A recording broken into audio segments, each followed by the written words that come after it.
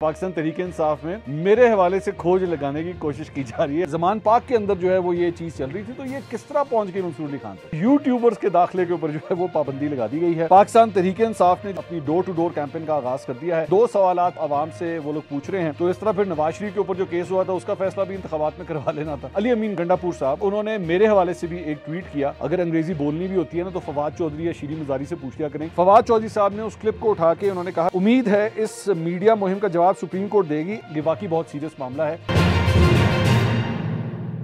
अस्सलाम वालेकुम नाज़रीन, मैं हूं मंसूर अली खान। अपने डिजिटल चैनल से आपको खुशामदीद कहूँगा। मैं इस वक्त, आप देख रहे होंगे, मैंने अपने वीलॉग में आपको बताया था कि मैं अब स्टूडियो से वीलॉग नहीं करूँगा चंद दिनों के लिए, क्योंकि मैं इस वक्त शुमाली इलाका जात की तरफ आया हूँ। नथिया गली के अंदर इस वक्त मैं मौजूद हूँ। बहुत सर्दी है मेरे पीछे। आप क्योंकि रात का टाइम आप देख नहीं सकते होंगे, इस वक्त दरख्तों के ऊपर बर्फ़ जो है वो गिरी हुई है।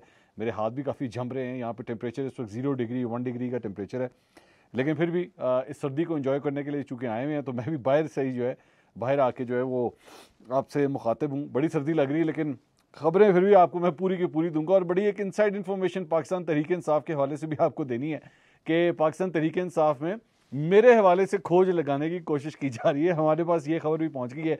मामला है क्या, ये थोड़ी देर में अभी आपके साथ शेयर करता हूँ, लेकिन पहले कुछ दीगर खबरें जल्दी जल्दी शामिल कर लें। एक तो जनाब, आज शहबाज शरीफ साहब की ज़ेर सदारत कौमी सलामती कमेटी का इजलास हुआ। आपको पता है कल army chief general Asim Munir जो है उनकी मुलाकात हुई थी वज़ीर आज़म के साथ।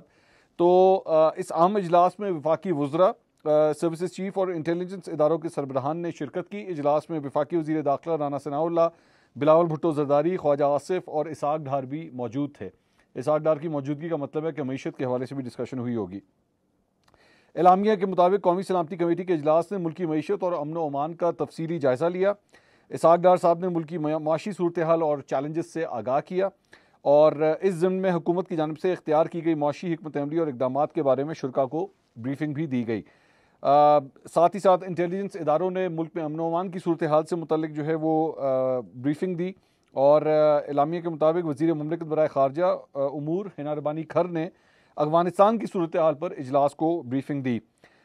इस इजलास के एलामिया में 2 टोक राय का इजहार किया गया कि पाकिस्तान के कौमी मफादात पर कोई आँच नहीं आने दी जाएगी, और इसमें यह भी कहा गया है कि नेशनल सिक्योरिटी कमेटी का इजलास जो है वो 2 जनवरी 2023 को जो है वो जारी रहेगा, जिसमें सामने आने वाली तजावीज़ की रोशनी में मज़ीद फ़ैसले जो हैं वो किए जाएंगे। तो एक अहम इजलास जो है वो ये मुनक़िद हुआ है।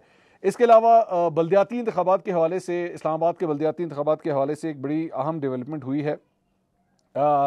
PTI और जमात इस्लामी की जानिब से इनका इल्तवा जो है वो इस्लामाबाद हाई कोर्ट में चैलेंज किया गया था, जिसमें आज इस पर समाअत हुई। इलेक्शन कमीशन ने इस्लामाबाद हाई कोर्ट में बल्दियाती इंतखाबात मुलतवी करने के हवाले से तफसीली जवाब जो है वो जमा कराया। इस्लामाबाद हाई कोर्ट के जस्टिस अरबाज मोहम्मद ताहिर ने बल्दियाती इंतखाबात से मुतल्लिक दरख्वास्त पर मुख्तलिफ फैसला सुनाया, और इस्लामाबाद हाई कोर्ट ने इलेक्शन कमीशन का बल्दियाती इंतखाबात मुलतवी कराने का नोटिफिकेशन जो है वो मुअत्तल कर दिया। ये ज़हन में रखिएगा कि इसकी ओरिजिनल डेट जो है वो 31 दिसंबर यानी कि कल की डेट जो है वो आई हुई है। और इस्लामाबाद हाई कोर्ट ने कहा है कि जी आप कल हर सूरत में जो है वो इलेक्शन कराएं, और मेरी इत्तलात के मुताबिक इलेक्शन कमीशन में इस फैसले के बाद जो है एक हाई लेवल इजलास इलेक्शन कमीशन में मुनक़्क़िद किया जा रहा है कि अब आगे इस मामले को किस तरह लेके चलना है। इसके साथ साथ एक और ख़बर ये है कि जनाब, पाकिस्तान तहरीक इंसाफ ने जो है बिलाखिर अब बाकायदा तौर पर अपनी डोर टू डोर कैंपेन का आगाज़ कर दिया है, और सड़कों के ऊपर जो एहतजाज का सिलसिला था वो उसका आगाज़ कर दिया गया है। इस डोर टू डोर मुहिम में 2 सवालात जो हैं वो आवाम से वो लोग पूछ रहे हैं।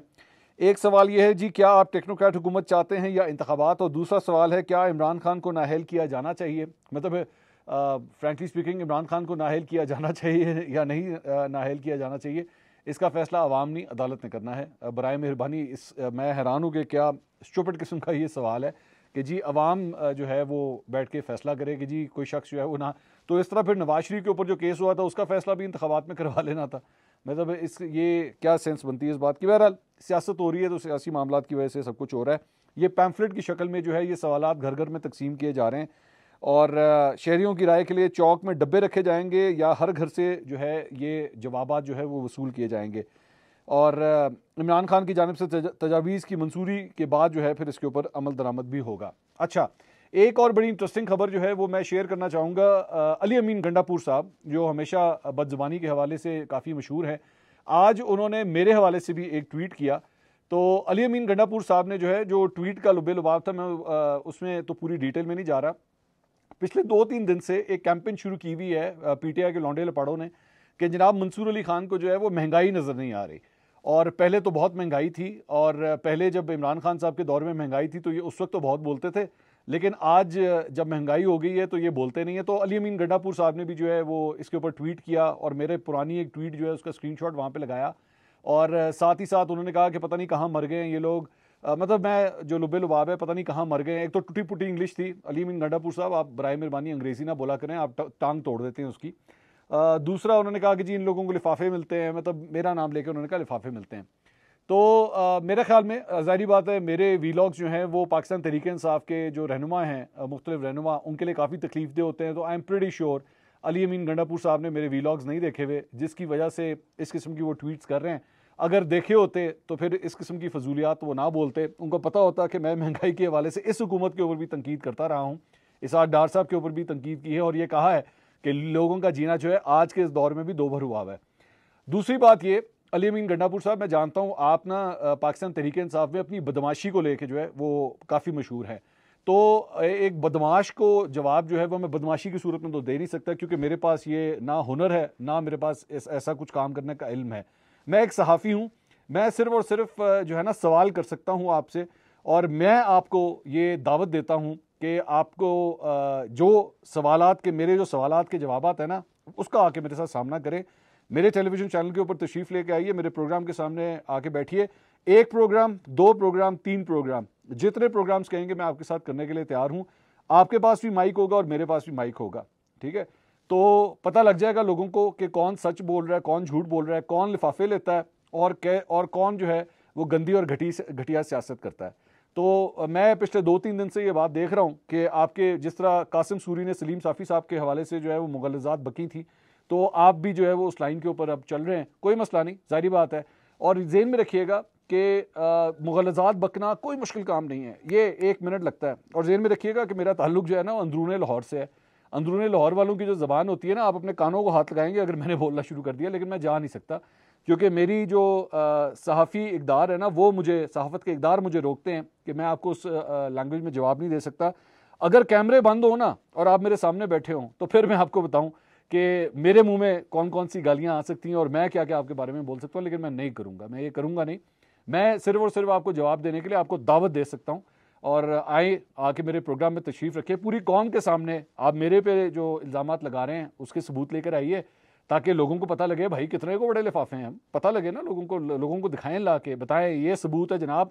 जब हमारी पाकिस्तान तहरीक इंसाफ की हुकूमत थी तो ये देखें हमने मंसूर अली खान के खिलाफ जो है वो ये निकाला है, हमने ये मनी ट्रेल निकाल ली, ये इसकी हमने जायदादें निकाल ली, जाके लोगों को बताएं। उसके बाद इस किस्म की फजूलियात जो है ना वो बोला करें। एंड मेरी रिक्वेस्ट है, प्लीज़ अंग्रेज़ी ना बोला करें। अगर अंग्रेज़ी बोलनी भी होती है ना तो फवाद चौधरी या शीरी मज़ारी से पूछ लिया करें कि ये जो मैंने ट्वीट लिखने लगा हूँ क्या ये ठीक है या नहीं है, क्योंकि आप जैसा बंदा जो है इस मुल्क का वफाकी वज़ीर रहा है, तो शर्म आती है कि आपको जो है वो कश्मीर के अमूर भी आपके हवाले किए हुए थे, जबकि आप इस काबिल नहीं हैं कि आप 2 लफ्ज़ अंग्रेज़ी के बोल सकें। तो आप कश्मीर का मसला उजागर करने के लिए एक सफ़ा भी जो है वो अपने हाथ से नहीं लिख सकते थे, तो ना अपने आप को एम्बैरेस किया करें। दूसरा, पाकिस्तान तहरीक इंसाफ के हवाले से एक और ख़बर मुझे आज मिली, और वो ये है कि आज से चंद दिन पहले, गालिबन 2 या 3 दिन पहले, मैंने आपको एक ख़बर दी थी कि इमरान खान साहब की जानिब से अब्दुल कादिर साहब जो साबिक टेस्ट क्रिकेटर हैं, लेग स्पिनर, उनके लिए जो है वो एक उनके बच्चों से रब्ता किया गया और उनसे कहा गया कि जी आप इमरान खान साहब से आके मिले, क्योंकि इमरान खान साहब जो है वो फातिहा पढ़ना चाहते हैं, तो आप ज़मान पाक आइए। तो उनकी फैमिली ने जो है वो मना कर दिया। ये खबर जो है सबसे पहले मैंने ब्रेक की थी, और उसके बाद मुख्तलिफ टेलीविज़न चैनल्स के ऊपर भी चलना शुरू हुई। उनके बच्चों के जो है वो बयानात भी रिकॉर्ड किए गए, वो भी चल गए। तो उसके बाद मेरी इत्तला के मुताबिक, क्योंकि कबूतर तो हमने पाकिस्तान तहरीक इंसाफ के अंदर भी छोड़े हुए हैं, ढूंढे बैठ के जाके ढूंढे कौन है वो, तो मुझे आज ये पता लगी, ये बात पता लगी जब मैं सफ़र कर रहा था और मैं इधर नथिया गली आ रहा था, तो मुझे बात पता लगी कि जनाब ये तहकीकात हो रही है कि मंसूर अली खान तक ये खबर पहुंची किस तरह और किस तरह इसने ये खबर दे दी, क्योंकि ये बात तो बनी गाला से ज़मान पाक के अंदर जो है वो ये चीज़ चल रही थी, तो ये किस तरह पहुंच गई मंसूर अली खान तक। ढूंढिए, ढूंढिए ढूंढिए, ढूंढते रह जाओगे नहीं मिलेगा, नहीं मिलेगा आपको, वो खुरा नहीं मिलेगा। ये मेरी आपसे शर्त है, आप ढूंढ लें जितना आपने ढूंढना है, आपको नहीं मिलेगा। और एक दूसरे को शक की निगाह से अब देखते रहे बैठ के कि किसने खबर लीक की है। खबर पाकिस्तान तहरीक इंसाफ से ही आई है, चले इतना मैं आपको दे देता हूँ। आप ढूंढे बैठ के, पूरे ज़मान पाक की स्वीपिंग करवाइए, पूरे ज़मान पाक के टेलीफोन लाइनें चेक करवाइए, पूरे ज़मान पाक के जितने मुलाजमीन हैं उनको भी बुला लें, कहीं उन्होंने कोई बगिंग डिवाइस तो नहीं लगा ली, लेकिन आपको मिलेगा नहीं। और मुझे एक एक बात पता लग जाती है ज़मान पाक के अंदर जो कुछ हो रहा होता है, ये ज़हन में रखिएगा, तो इसलिए ढूंढिए बैठ के। अच्छा जी, इसके अलावा एक और बड़ी इंटरेस्टिंग खबर जो है वो पार्लियामेंट हाउस के हवाले से आई है, और वो ये है कि जी पार्लियामेंट हाउस में यूट्यूबर्स के दाखिले के ऊपर जो है वो पाबंदी लगा दी गई है। और ये पाबंदी लगाई गई है क्योंकि यूट्यूबर्स के पार्लियामेंटेरियंस के साथ नामुनासिब रवैये के पेश नज़र जो है ये पाबंदी लगी है। और सेनेटर रुबीना खालिद ने जो है शिकायत की कि बाज़ यूट्यूबर्स ने पार्लियामेंट के गेट पर उनसे सवालात किए और मर्जी के जवाब ना मिलने पर उन्होंने खातून सेनेटर के साथ गैर मुनासिब रवैया इख्तियार किया। ये बेसिकली वो लौंडे लपाड़े हैं जिनकी मैं बातें करता हूँ। ये है वो लौंडे लपाड़े जिनका सहाफ़त से किसी किस्म का कोई ताल्लुक नहीं होता, जिन्होंने ना कभी सहाफ़त पढ़ी होती है, ना कभी सहाफ़त को सही तरह प्रैक्टिस किया होता है, लेकिन फिर भी जो है वो इन कामों के लिए जो है ना वो अपने यूट्यूब चैनल्स खोल के, अच्छा जाके इंटरेस्टिंग बात ये एक और जो डंडी मारते हैं, ये मैं आज आपको बता रहा हूँ कि इसको ज़रा प्लीज़ नोट कीजिएगा। ये पब्लिक में जाते हैं और जाके कहते हैं हम चैनल से आए हैं। ये सिर्फ इतना बोलते हैं, हम चैनल से आए हैं, ये नहीं बोलते ये यूट्यूब चैनल से आए हैं। लोगों को इंप्रेशन ये देते हैं कि जैसे किसी टेलीविजन चैनल से आए हैं। तो मैंने और भी, ये सिर्फ इधर कौमी असेंबली नहीं, मैंने पंजाब असेंबली के आसपास भी इस तरह के बड़े लौंडे लपाड़े देखे हैं जो जाके फजूल किस्म के जो है वो सवालात करते हैं, और सिर्फ कि किसी तरह हमारे पास कोई चटपटी किस्म की वीडियो आ जाए, बस वो वायरल हो जाए, हमें व्यूज़ मिल जाएँ, कोई हम डॉलर शॉलर बना लें, बस इनका असल मकसद ये होता है। तो बिल्कुल ठीक किया है मेरा ख्याल में। जो प्रॉपर सहाफ़ी हैं, जो प्रॉपर सहाफ़त को प्रैक्टिस करते हैं, मैं ये नहीं कहता कि सहाफ़ी यूट्यूब के ऊपर नहीं मौजूद, कई अच्छे बड़े ज़बरदस्त जर्नलिस्ट जो हैं वो यूट्यूब के ऊपर भी मौजूद हैं, लेकिन मेजॉरिटी जो यूट्यूब के ऊपर जो लोग मौजूद हैं, मैं उनको प्रॉपर सहाफ़ी कंसिडर नहीं करता। मैं चंद को करता हूँ, सबको नहीं करता। तो उसके कुछ क्रेडेंशियल्स होने चाहिए, उसका कुछ एक्सपीरियंस होना चाहिए, उसने या तो जर्नलिज्म पढ़ी हुई हो, उसने मास्टर्स किया हो जर्नलिज्म के अंदर, या उसने किसी इदारे के साथ कई साल काम किया हो, ताकि उसको पता लगे कि मैंने सवाल किस तरह करना है। मैंने अगर किसी पॉलिटिशियन से सवाल करना तो सवाल करने का तरीकाकार क्या है, बदतमीजी उसके अंदर या वल्गैरिटी का आंसर जो है उसके अंदर नहीं होना चाहिए। तो एक डेवलपमेंट जो है ये हुई है। अच्छा जी, इसके अलावा एक और खबर ये आई है कि डॉन के अंदर एक्चुअली ये खबर आई है, और डॉन की रिपोर्ट के मुताबिक एस्टैब्लिशमेंट ने हरीफ धड़ों के इंतजाम के हवाले से मुज़ाकरात की बुनियाद रखी, लेकिन वो इसका क्रेडिट नहीं लेना चाहती। ये महाजर जो मुख्तलिफ धड़े हैं उनकी बात हो रही है। इसमें जो कोशिश हो रही है, मैंने आपको बताया था कि अगले 24 से 48 घंटे के अंदर जो है मेजर डेवलपमेंट इस मामले में होने वाली है। तो इसमें जो है वो काम तो वो यही कर रहे हैं, लेकिन वो इसका क्रेडिट नहीं लेना चाहते। इंतजाम के हवाले से तमाम चीज़ों पर पहले ही इतफाक हो चुका है। ये मुलाकातें और मीटिंग बस रस्मी कार्रवाई हैं। इस हवाले से आइंदा हफ्ते तक मुस्बत ऐलान जो है वो मुतवक्के भी है। साथ ही साथ गवर्नर सिंध ने जो है वो तस्दीक की है कि PSP और डॉक्टर फारूक सत्तार की क़यादत में मौजूद ग्रुपों ने अपने धड़ों को MQM पाकिस्तान में जम करने और डॉक्टर खालिद मकबूल सिद्दीकी की क़यादत में काम करने पर रजामंदी का इजहार भी कर दिया है। तो कराची के हवाले से एक ये डेवलपमेंट है। दूसरा एक मैं खबर आपके साथ शेयर करना चाहूँगा। ये बेसिकली फवाद जावेद चौधरी साहब ने एक कॉलम लिखा था, और वो कॉलम हमने आपके साथ शेयर भी किया था, जिसमें उन्होंने कहा था कि जी इमरान खान साहब को जो है वो NRO दिया गया था 2017 में, और मामला था उनके बनी गाला के घर का, और उसमें कहा गया था कि जी जनरल बाजवा ने जो है ये NRO दिया था और पैगाम पहुँचाया था जनरल फैज़ के ज़रिए साबिक चीफ जस्टिस साकिब निसार को। अच्छा, इसमें जो पॉइंट था, उन्होंने मतलब जावेद चौधरी साहब ने अपने कॉलम में जो इतनी बड़ी बात कही थी, वो शाहजेब खानजादा ने अपने शो में जावेद चौधरी साहब के उस कॉलम के हवाले से जो है एक सेगमेंट किया। फवाद चौधरी साहब ने उस क्लिप को उठा के उन्होंने कहा कि सुप्रीम कोर्ट के चीफ जस्टिस उमर अता बंदयाल उस बेंच का हिस्सा थे, यानी कि वो भी इस बेंच का हिस्सा थे। उम्मीद है इस मीडिया मुहिम का जवाब सुप्रीम कोर्ट देगी। ऐसे ही प्रोपेगेंडा इदारों को पामाल करते हैं। मुझे ज़ाती तौर पर इल्म है कि ये सब मुकम्मल बकवास है। इस कहानी को बिलावल के बयान के तनाजुर में देखने की ज़रूरत है।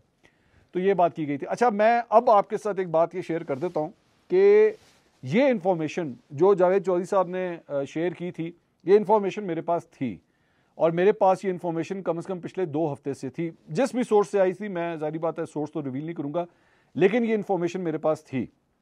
मैंने ये इन्फॉर्मेशन सिर्फ एक बुनियाद, मैंने चंद लोगों के साथ एक्चुअली इसको डिस्कस किया था, और अगर कभी कोई ऐसा मौका आया तो वो लोग भी मैं गवाही के तौर पे मैं सामने ला सकता हूँ, जिनको मैंने आज से तकरीबन हफ्ता डेढ़ हफ्ता पहले ही ये सब कुछ बता दिया था कि यार मेरे पास ये इन्फॉर्मेशन आई है। लेकिन उस इन्फॉर्मेशन को मैंने पब्लिक क्यों नहीं किया था, उसकी सबसे बड़ी वजह यही थी कि ये एक बहुत बड़ा इल्ज़ाम था एक साबिक चीफ जस्टिस के ऊपर, जिसके लिए आपके पास सबूत होना बहुत ज़रूरी है या कोई गवाह होना बहुत ज़रूरी है। तो ये फवाद चौधरी साहब जो है जिस तरफ इशारा कर रहे हैं, ये वाकई बहुत सीरियस मामला है, क्योंकि इसके अंदर एक सुप्रीम कोर्ट के सिटिंग जज के ऊपर भी इल्ज़ाम लग रहा है, क्योंकि जिस बेंच ने इमरान खान साहब के हवाले से उनको क्लियर किया था बनीगाला के घर के हवाले से, उस बेंच में एक सिटिंग जज जो इस वक्त भी सुप्रीम कोर्ट के जज हैं वो भी शामिल थे। तो ये एक सिटिंग जज के ऊपर बहुत बड़ा इल्ज़ाम है। मैं नहीं जानता कि सुप्रीम कोर्ट इसके ऊपर नोटिस लेती है नहीं लेती, लेकिन मैंने भी उस वक्त ये एहतियात बरती थी और मैंने ये खबर शेयर नहीं की थी। मैंने बाकी और बहुत सी बातें आप लोगों के साथ शेयर की पिछले 2-2.5 हफ्ते के अपने वीलॉग्स के अंदर जो मेरे पास खबरें थी, लेकिन ये खबर मेरे पास थी लेकिन मैंने डिलिबरेटली शेयर नहीं की थी, सिर्फ इसी वजह से कि मेरे पास इसका कोई सबूत नहीं था, मेरे पास नहीं था। अब जावेद चौधरी साहब के पास आई एम प्रीटी श्योर अगर उन्होंने इतनी बड़ी बात की है, ये कॉलम लिखा है, तो शायद उनके पास कोई ऐसा सबूत होगा, क्योंकि कुछ ऐसा ही मामला जो है आपको याद होगा राना शमीम जो जीबी के जज थे, उन्होंने भी साकिब निसार के ऊपर जो है कुछ हद तक इसी तरह के इल्ज़ामात जो है वो उन्होंने लगाए थे। और उसके बाद जब उसके ऊपर सुओ मोटो नोटिस लिया गया था इस्लामाबाद हाई कोर्ट की जानिब से, तो वहाँ पे राना शमीम को जाके जो है जब कहा गया जी इसके सबूत पेश करें, तो उनके पास सबूत कोई नहीं था और अल्टीमेटली फिर उन्होंने माफ़ी मांग ली थी। तो आई डोंट नो कि इसके ऊपर जो है वो अब क्या नोटिस लिया जाता है। बहरहाल ये अब तक की खबरें थी, ठंड बढ़ी है, मैं वापस अंदर जा रहा हूँ, लेकिन आपके साथ खबरें शेयर करना जो है बहुत ज़रूरी था। इंशाल्लाह अगली वीडियो में दोबारा मुलाकात होगी। अल्लाह हाफ़िज़।